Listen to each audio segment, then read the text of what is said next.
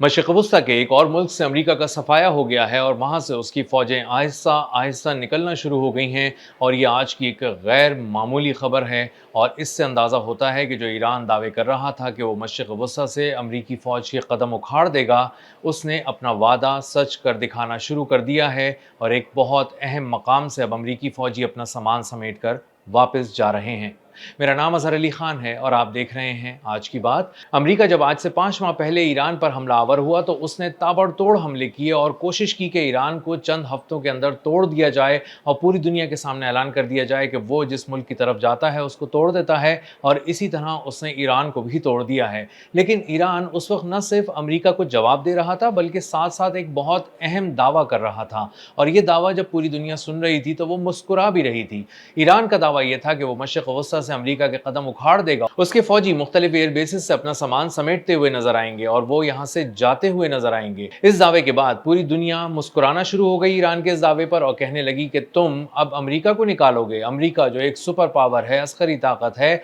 वो पूरे मशरिक़ वस्ता में अपने तमाम तर फौजी ताकत के साथ मौजूद है। उसके पास ऐसे रडार हैं जो 5000 किलोमीटर दूर देख लेते हैं, उसके पास ऐसे मिसाइल हैं जो पता भी नहीं लगने देते कि वो किस तरफ रवाना हुए हैं, और जब वो गिरते हैं, पहुंचते हैं, हदफ को निशाना बनाकर तबाह करते हैं, तब पता चलता है कि एक मिसाइल आया, टकराया और उसने सब कुछ तबाह कर दिया, तहस नहस कर दिया। इस जदीद तरीन टेक्नोलॉजी और फौजी ताकत के बल पर जब अमेरिका यहाँ पहुंचा तो ईरान ने ताक ताक कर उस पर हमले करने शुरू किए, लेकिन उसका साइज़ छोटा था, इसलिए उसकी की हुई जो बहुत सारी कार्रवाइयाँ थीं उनको आहिस्ता आहिस्ता शोहरत मिलना शुरू हुई। तो उसमें थोड़ा वक्त लगा। अमेरिका के हमले तेज़ थे, मौसर थे, अचानक थे, बरवक्त थे, इसीलिए उनको पूरी दुनिया ने देखना शुरू किया। और जो पहली पहली एक जो जहन बना लोगों का वो ये बना कि अमेरिका ने यहाँ पर खित्ते में आके जंग छेड़ दी है और ईरान अब दबना शुरू हो गया है। लेकिन आहिस्ता आहिस्ता जब ईरान ने अमेरिका पर हमले करने शुरू किए और बहुत ही प्रिसीजन के साथ, बहुत ही सर्जिकल किस्म के हमले करने शुरू किए, तो अंदाज़ा हुआ कि ईरान के पास टेक्नोलॉजी भी है, ईरान के पास असलहा भी है और ईरान के पास वो बेहतरीन कोऑर्डिनेट्स भी हैं जिन पर वो ताक ताक कर निशाने लगा रहा है और अपने उन्हीं अहदाफ को तबाह कर रहा है जो उसे तबाह करने हैं। और अब खबर ये आ रही है कि जब इराक में मुसलसल उसने हमले किए तो इराक से अमरीकी फ़ौज का सफाया हो गया है। अमरीका अब अपना सामान समेट कर वहाँ से निकल रहा है। बहुत बड़ी तादाद में अमरीकी फ़ौजी इराक से रवाना हो चुके हैं और बहुत सारे ऐसे हैं जो अपना सामान बांध चुके हैं, बहुत से बांध रहे हैं और आने वाले दिनों में ये आहिस्ता आहिस्ता करके वहाँ से फेज़ आउट हो जाएंगे, यानी आहिस्ता आहिस्ता गायब हो जाएंगे। और वो तमाम अमरीकी बेसिस जो एक वक्त में 23 साल से पूरे खित्ते के अंदर ताकत की अलामत थी, अब वो सुनसान और वीरान हो जाएंगी और होना शुरू हो गई हैं और आहिस्ता आहिस्ता उसके फौजी वहाँ से इनखला कर रहे हैं, निकल रहे हैं और वापस जा रहे हैं। तो सवाल ये पैदा होता है कि अमरीका ने इराक से अपने फौजी क्यों निकालने शुरू कर दिए हैं और उसकी बेसिस खाली क्यों हो जाएंगी, ऐसा क्यों हो रहा है? तो इसका सीधा और साफ जवाब ये है कि कुर्दिस्तान रीजन में अब अमरीका की दिलचस्पी कम हो गई है और जॉर्डन की तरफ उसकी तवज्जो बहुत ज़्यादा हो गई है और उसको पता चल गया है कि इराक में ईरान ने और उसके हमदर्द ग्रुपों ने बहुत ज़्यादा हमले किए हैं और हमले करके उसको बहुत बुरी तरह नुकसान पहुंचाया है। जो जदीद तरीन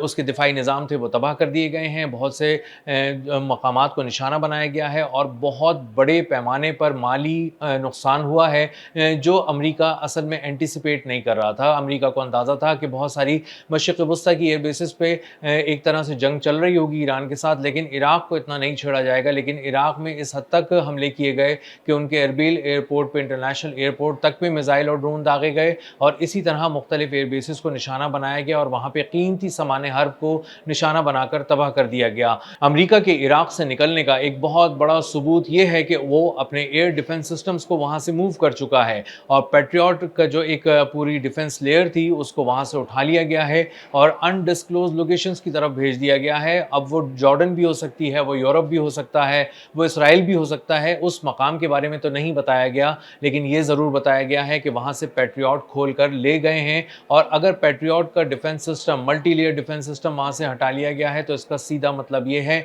कि वहाँ पर अब ऐसा कुछ नहीं रखा हुआ जिसकी हिफाजत यकीनी बनाने के लिए 4-4 मिलियन डॉलर के मिसाइल फायर किए जाएं और पैट्रियट जैसे महंगे तरीन सिस्टम का इस्तेमाल किया जाए। तो किसी मकाम से पैट्रियट सिस्टम्स को खोल कर ले जाना कहीं और, वो इस बात का सबूत है कि अमेरिका के असासे वहाँ पर मौजूद नहीं हैं और अमेरिका अब वहाँ पर किसी भी کسی چیज़ کی हिफाज़त में कोई दिलचस्पी नहीं रखता और वहाँ से रवाना हो चुका है। आहिस्ता-आहिस्ता जो आने वाले दिन हैं, उसमें बहुत सारे जो डिफेंस सिस्टम्स वहाँ पर लगाए गए हैं, जो अभी थोड़े बहुत मौजूद हैं, उनको भी वहाँ से शिफ्ट कर दिया जाएगा और कुछ नई लोकेशंस की तरफ ले जाया जाएगा। मुख्तलिफ मकामात से अमेरिका की पसपाई की एक बहुत बड़ी वजह यह है कि उसके पास बहुत सारे मिसाइल्स जो उसके दिफा के लिए काम आते थे, वो अब उसके पास मौजूद नहीं हैं। जो इंटरसेप्टर्स हैं, उनकी बहुत ज़्यादा किल्लत हो गई है और तकरीबन 55% इंटरसेप्टर्स अब तक अमेरिका इस्तेमाल कर चुका है। और उसकी एक बहुत बड़ी वजह यह भी है कि उसने ना सिर्फ ईरान के ख़िलाफ़ उनको इस्तेमाल किया है, बल्कि अब यूक्रेन के लिए भी सप्लाई उसको जारी रखनी थी।